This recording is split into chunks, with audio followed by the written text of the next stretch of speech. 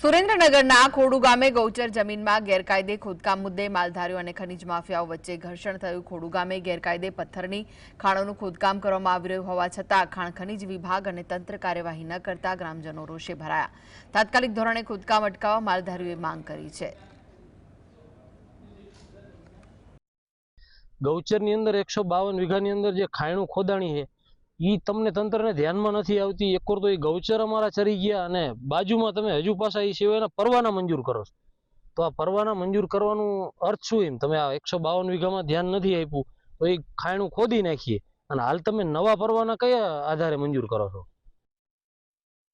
અમારા ખાણીમાં સારવાર આવી, અમારે પશુ મરી જાય છે, પશુ મરી જાય અમારે મળે 80,000ની ભેંસ મરી જાય અમારે, અમે 5,000 માણસ અમારે ગાય ચારવા જાવી, અમે આ વગડે જાવી તો એ ખાણ કાઢીને મેકી અમારે સારવાર ચા જાવી, અમારે આ શેખ પરસી આવીને એમ કે આ અમારે ખનિજ ખાતું અમારે કરવું છે, આ કરવું છે, અમારે ખનિજ ખાતું કરવું છે, તો અમે માલધારી ક્યાં જાવી?